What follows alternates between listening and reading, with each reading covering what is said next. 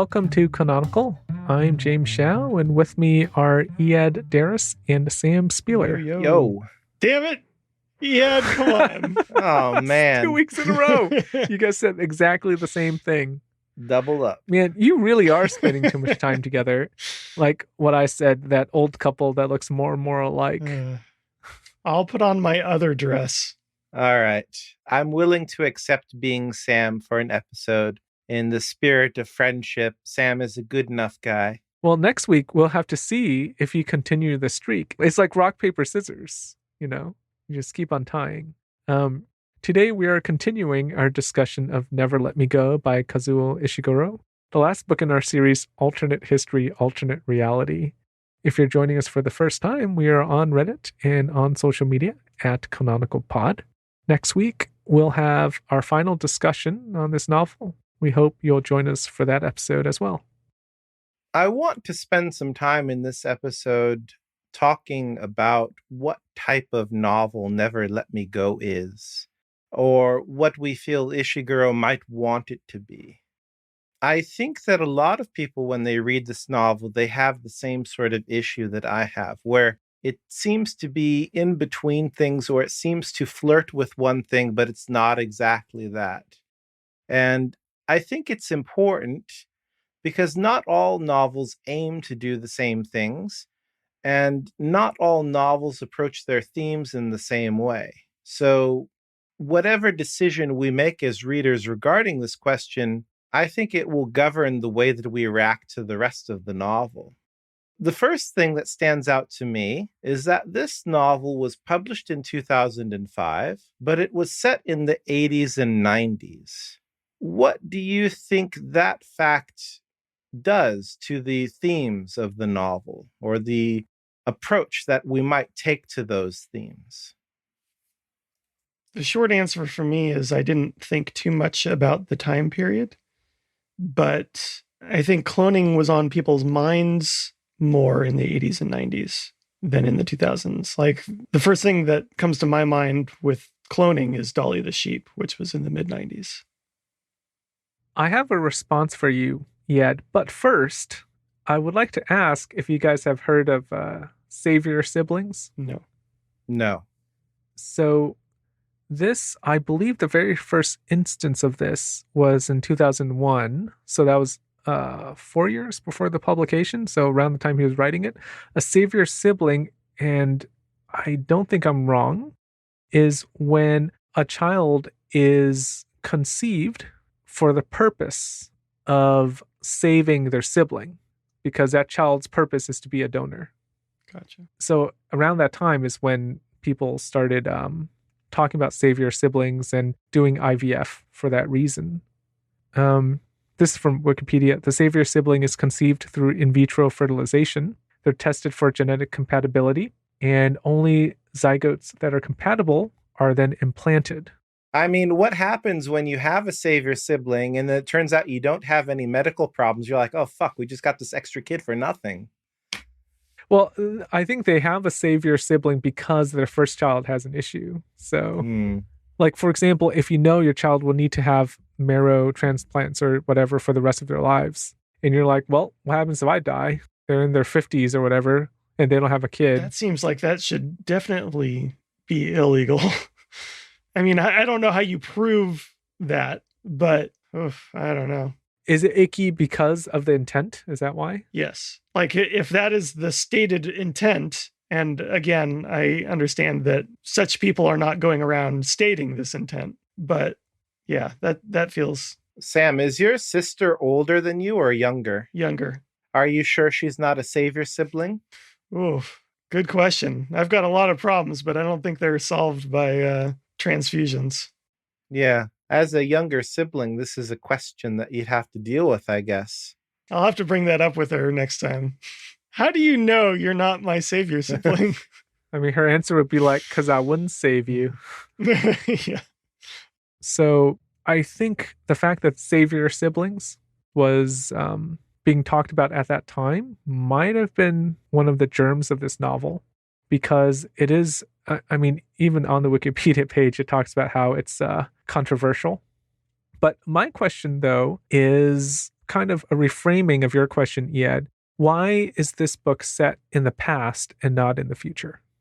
And I think that question kind of goes to what you're asking, which is that by setting it in the past, it sets different conditions for the novel and creates different expectations for the novel and has a different effect on the reader as a result.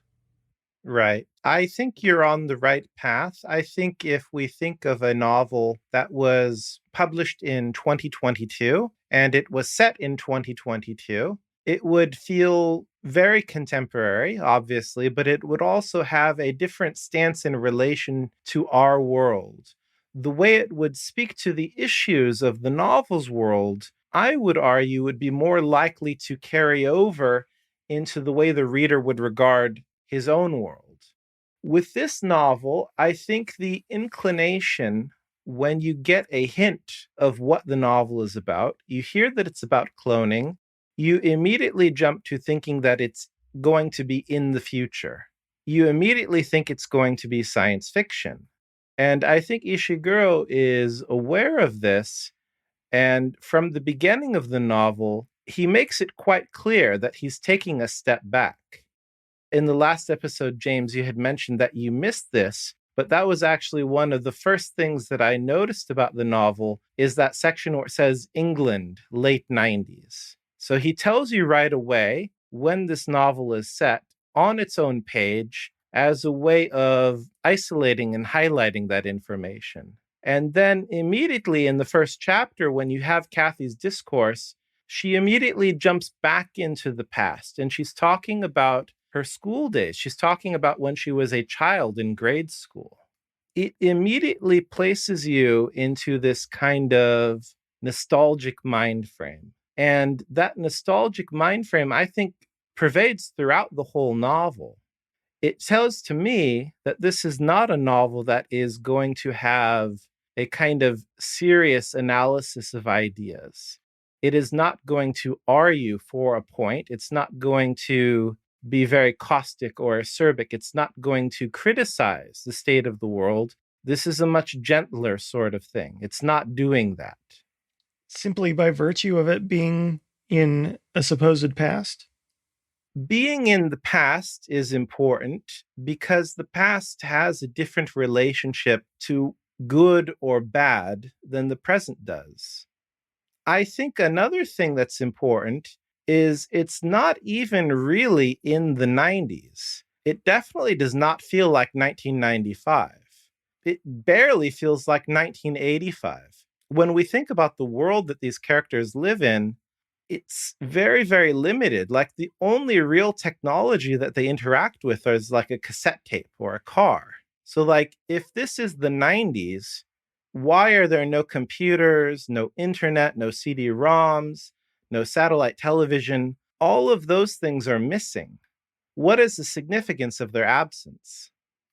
To me, I went along with that as being a condition of their upbringing. Like they are a part of the world, but there are a number of things missing from their upbringing. Technology is one of those things.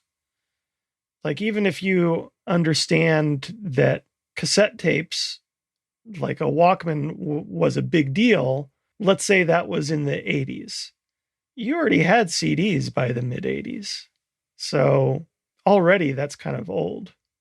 There's a moment where they go to the madam's house, supposedly the madam's house, and they talk to the madam about that scene where she's dancing with the pillow. And the madam says that when she saw that, she's reminded of, the good old days, the traditional, and how the science is taking that away, how they're entering the world of science. And it seems like this book is straddling that line because the science is the reality of their life, but what's presented is actually this kind of traditional childhood in a private school. They do all these school activities. They do non-technological activities with friends, even when they enter the cottages. It's like, what is our life like without phones? Well, ta-da, idyllic life in a cottage kind of thing. To that point, they do talk about TV, yeah. But they also regard TV as something... It's like sitcoms from the 60s. Right. Well, and they they all seem to regard TV as something that exists, but is not all that interesting to them. Yeah. They look at it as signs of life from the outside. So they try to copy things from that. But they also either don't care about it at all or only care about it so much as something to turn on every once in a while. It's not something that they seem to focus on. I think it's sending a very clear message about what this book is not. From the beginning, I think Ishiguro is saying this is not the kind of book that cloning would make you think it is, because really, cloning is the only really advanced technology, the only technology that doesn't exist in the world of the reader. And I think that Ishiguro is setting the parameters for your reaction. And I think it's important to me that this doesn't happen in the future.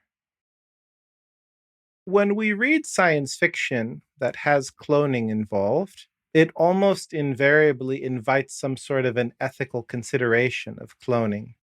Now, I think it's pretty clear to me that this is not a science fiction novel, but does the genre of this novel, whatever it is, kind of preclude an ethical discussion of cloning? Or does it make that discussion irrelevant? What do you mean by preclude? There are certain works of fiction where, when we encounter them, there is an ethical dimension that we could talk about, but we don't. For example, when we watch the Avengers movies, there are ethical things that we could talk about, but we don't, because we know it's not that type of film. So when we encounter this novel, is this the kind of film where we should be talking about ethics, or is it not? I still don't understand the logical leap you're making here, because why would we not? I don't understand that part of it. I think it's not a logical exclusion. People can react however they would like to react, but when we encounter a work of fiction, there is a sense that we should respond to it in good faith, in the way that the author or the creator wanted us to react, or the way that they had in mind. And I don't think that that's what Ishiguro has in mind. If we go back to the Avengers, there's that dude with the glove, and he can snap, right? And he can kill everybody. And some people who think they're very smart will say, well, this is an ethical consideration, and we should spend a lot of time talking about whether snapping is a good thing or not. But I think those people know that they're kind of making a joke of it, and that's not really the point of the film.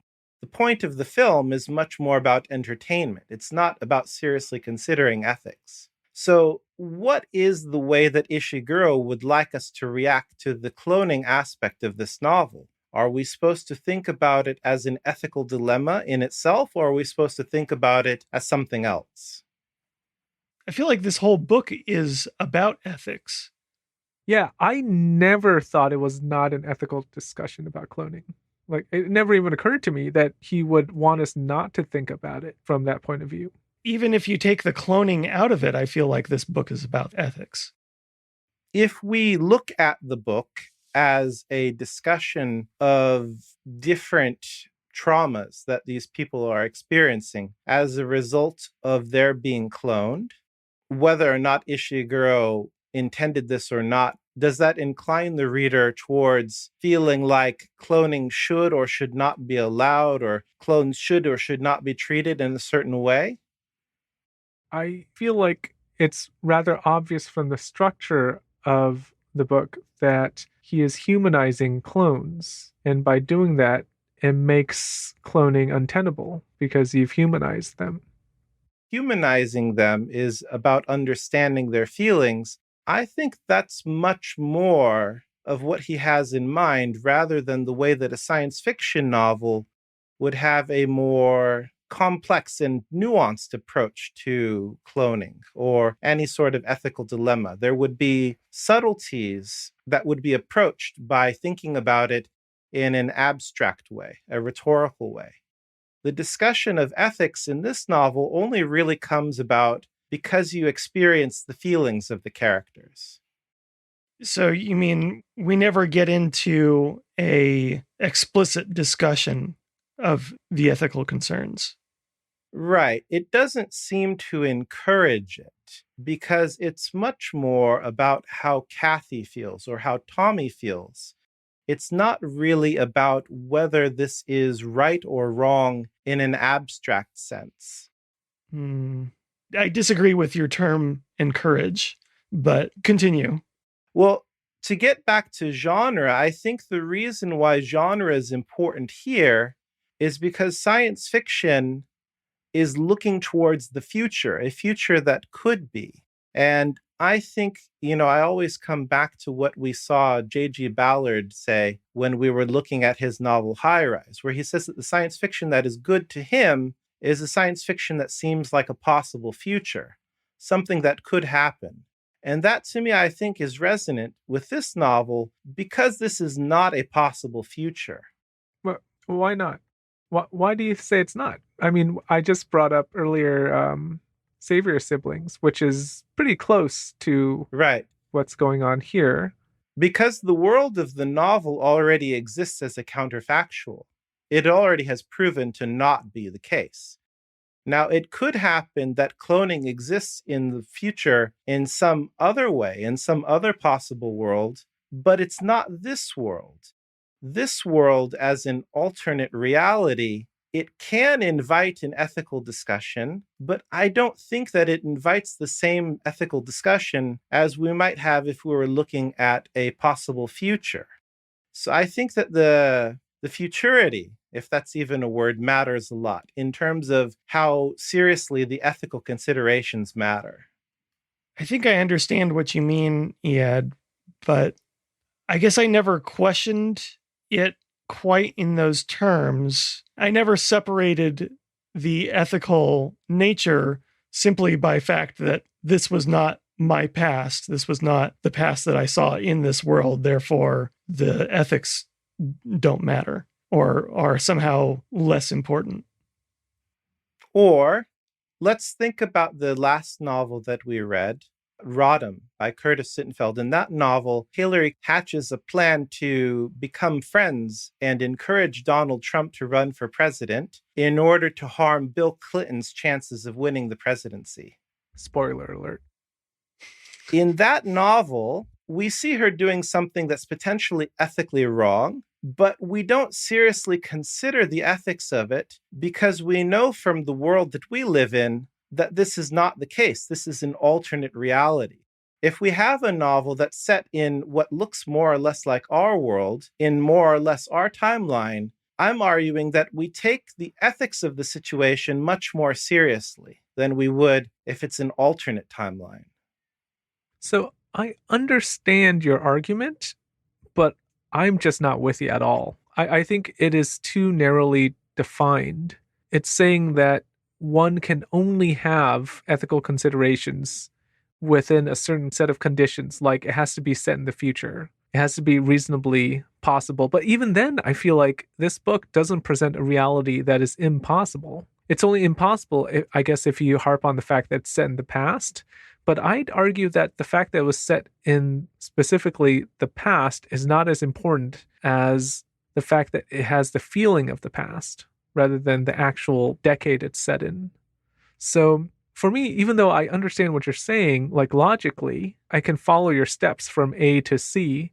I just think that going from step to step is where you've lost me. Why do we feel differently about stories that are told about our future? Why does that matter if we don't feel differently about stories told about our past? I'm not saying that an ethical consideration or an ethical dimension is missing from this novel, but what I'm trying to puzzle out is how is it different from a story told in the present or the future? I guess what I'm saying is, to me, it's not much different. I think this is the leap, the logical leap from the first step to the next step where you and I diverge.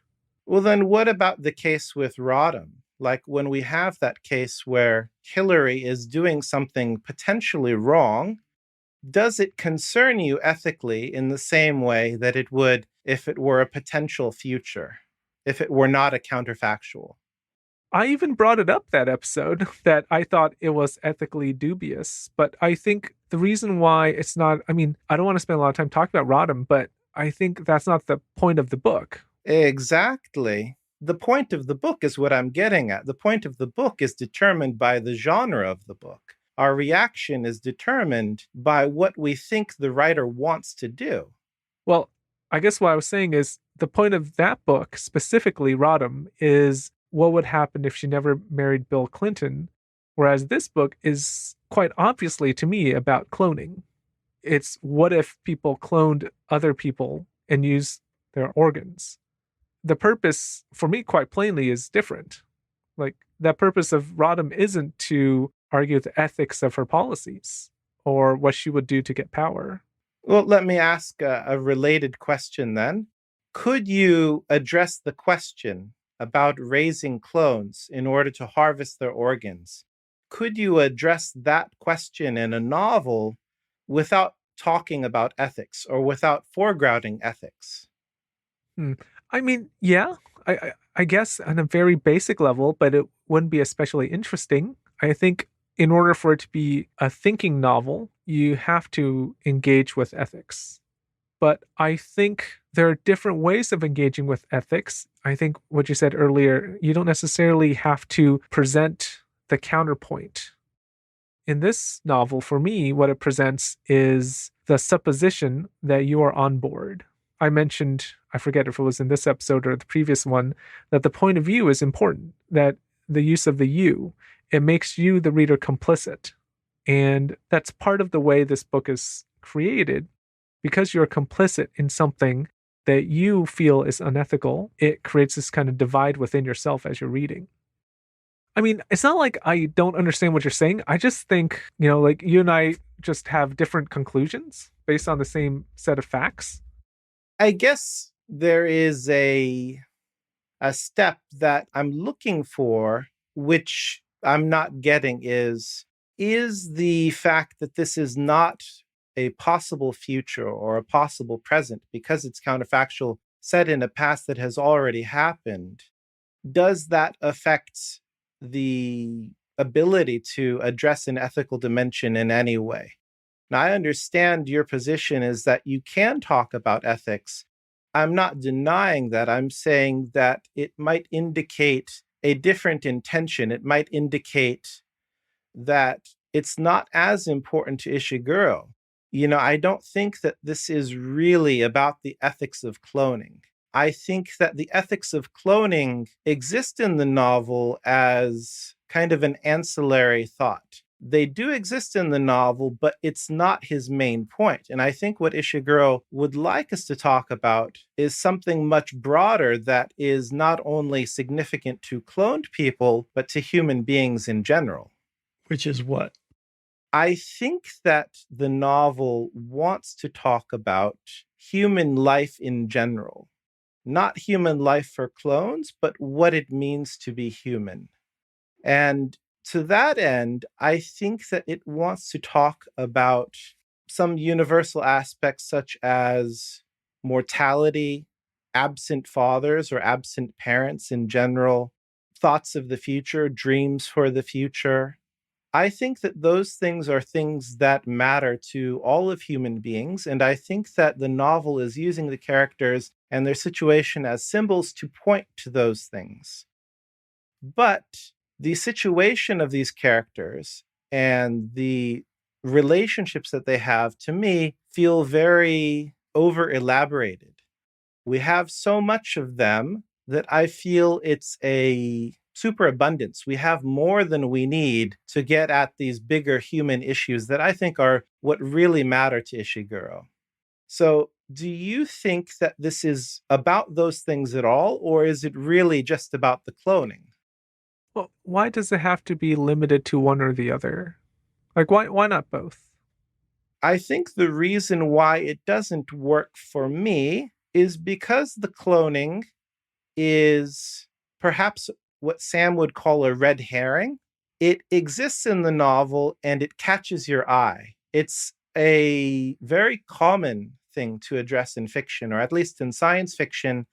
And when readers encounter this novel, that's where they're pulled, because that's the hot topic. That's the obviously ethically dubious thing in the story.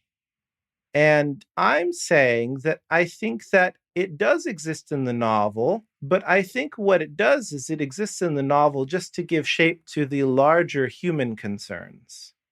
I think where I differ from you is that I think the two are so intrinsically related in this novel that you can't really exclude one for the other. And I wouldn't say one is subservient to the other. Because a key discussion around the ethics of cloning is what makes a person, which is, what you're saying Ishiguro is really interested in. I wouldn't say that that particular thing is the question that I'm asking about. I think it's much more specific to the specifics of knowing your parents and knowing where you come from, your origins, and knowing about what is possible for you in the future. I think a pivotal scene in the novel is when their guardian, Miss Lucy, says, "You've been told, but you haven't really been told. You know, but you don't really know." I think it's much more about mortality. And yes, you can gather all of these things together and you can say it's about what it means to be a person. But I think being so broad kind of misses the subtlety of the specific human things that he's talking about.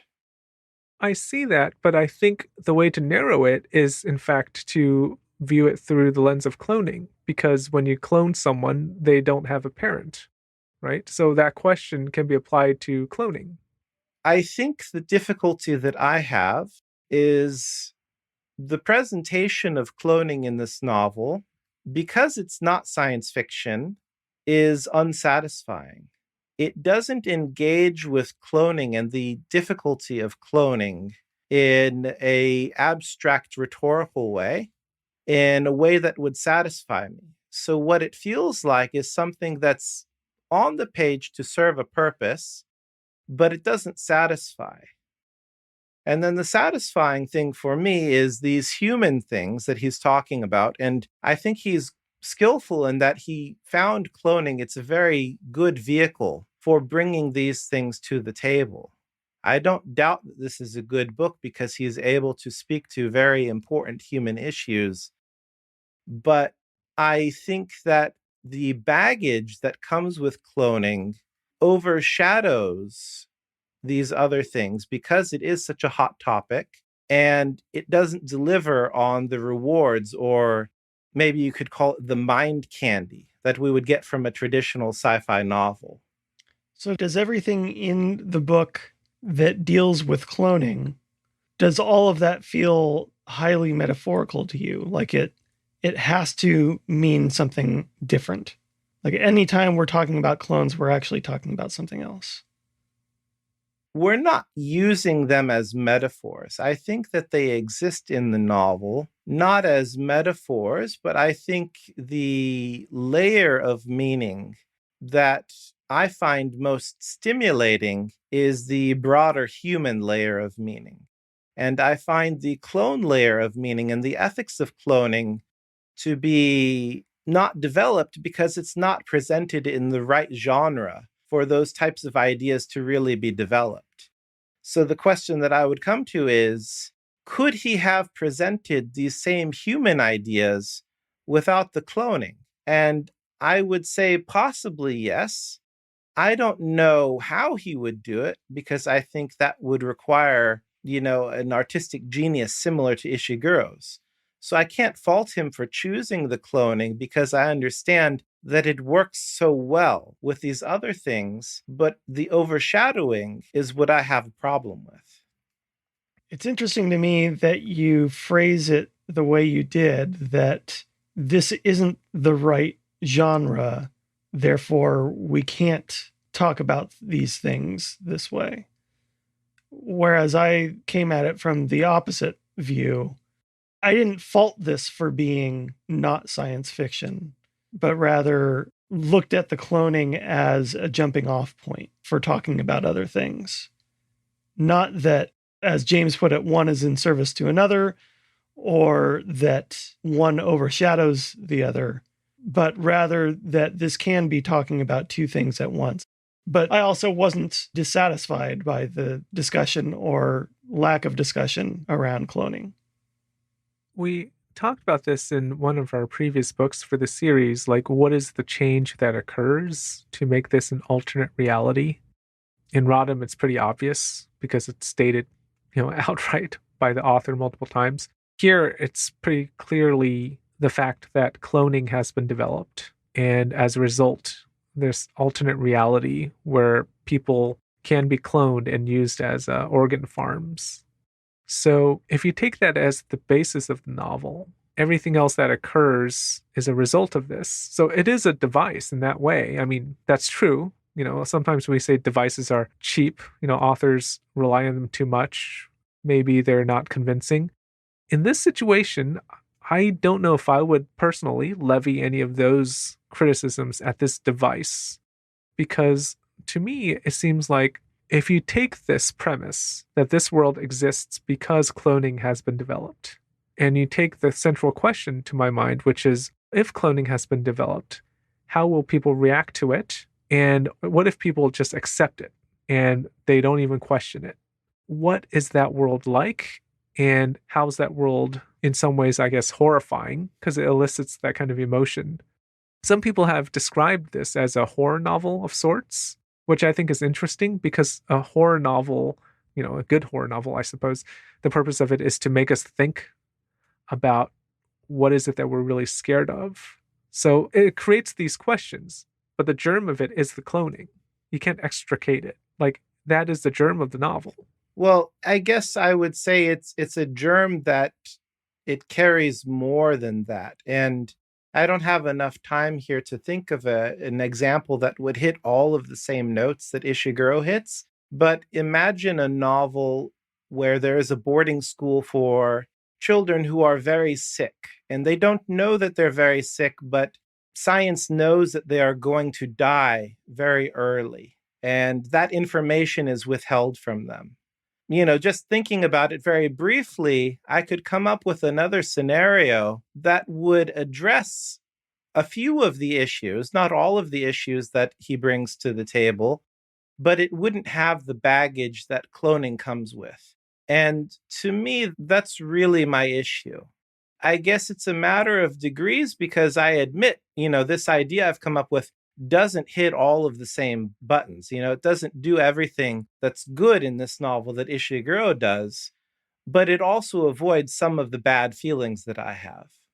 So this isn't a perfect analogy, but thinking on the horror aspect, most horror movies that I can think of do have a vehicle of some sort. And they're not always ethical complaints or concerns. So that's where this analogy falls apart. But if you look at a movie like Night of the Living Dead, the vehicle is zombies coming back to life. That's not what the movie is about, right? The movie is about race relations, largely.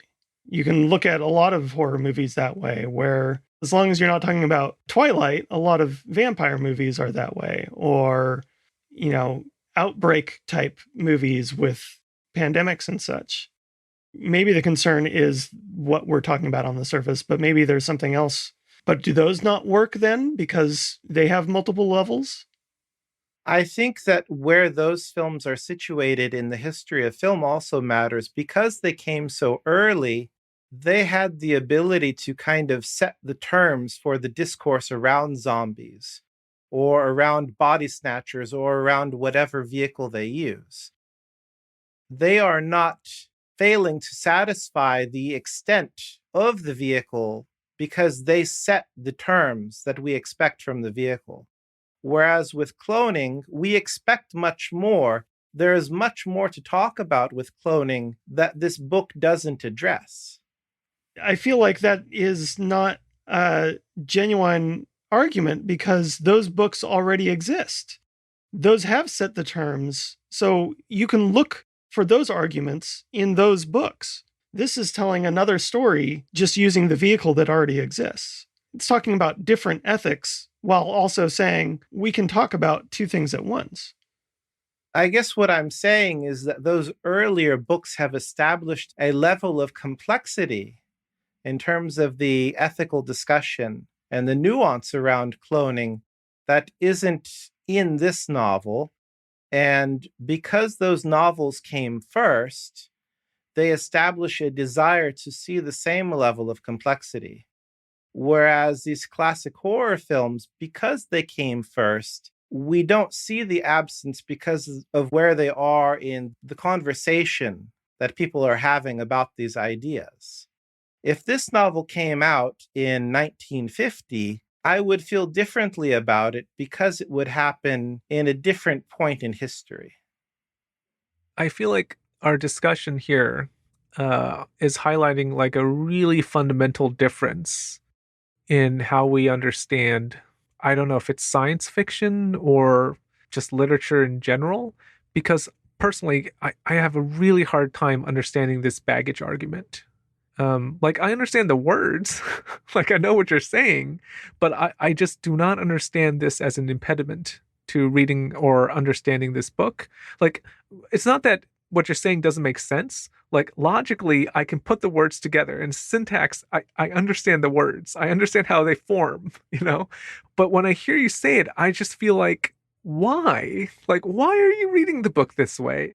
It's like a dog looking at a math puzzle, you know? I'm just like, I know what these lines mean, but why? Like, why is this put together in this way? So I don't know if like there's any way we can resolve this because I just fundamentally do not understand this way of looking at the book. Like, I don't know if I would ever understand, like, specifically, I guess, your use of the word baggage. Like, I know what you mean, but I'm just totally lost after that.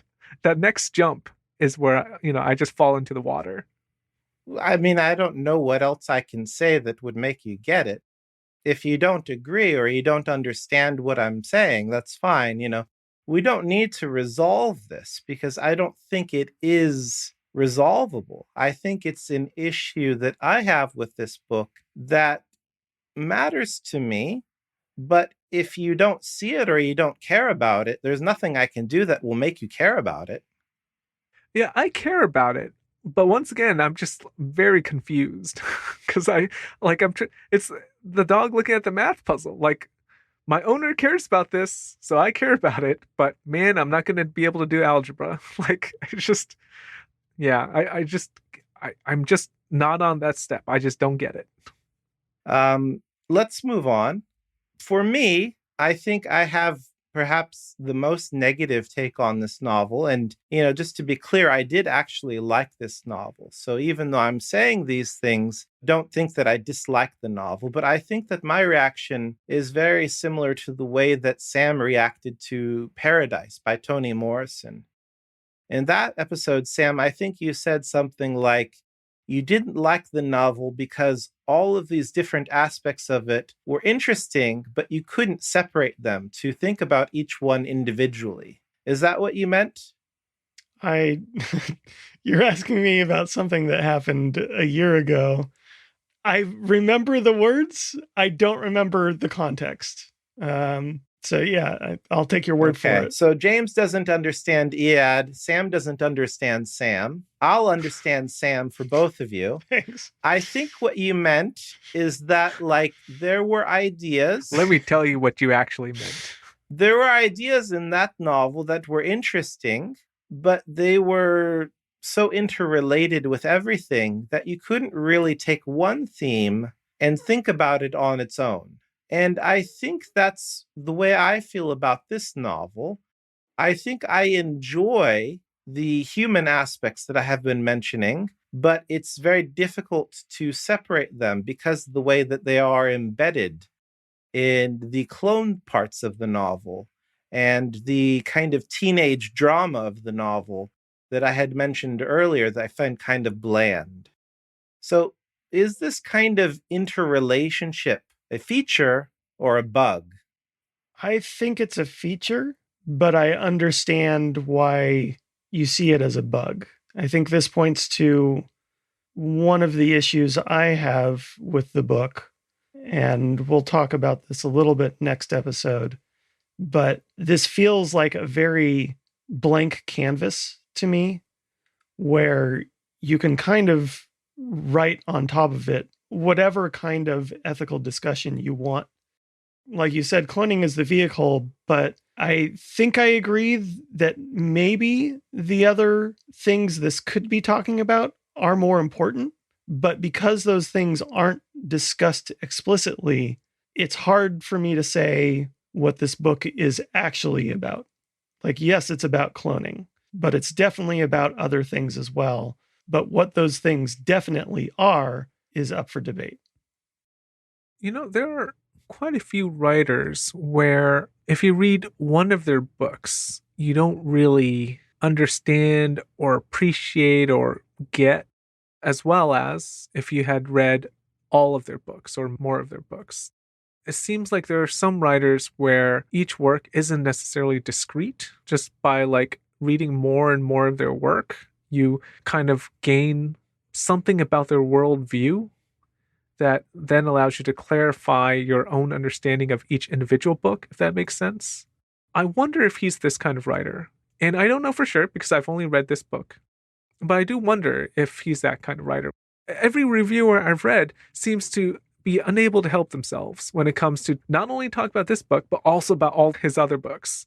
I don't know why. It seems like every reviewer says, this book is really similar to that book. And they all talk about these ideas. And he might be the kind of writer that is obsessed with a certain kind of theme, and he's just riffing on it from book to book.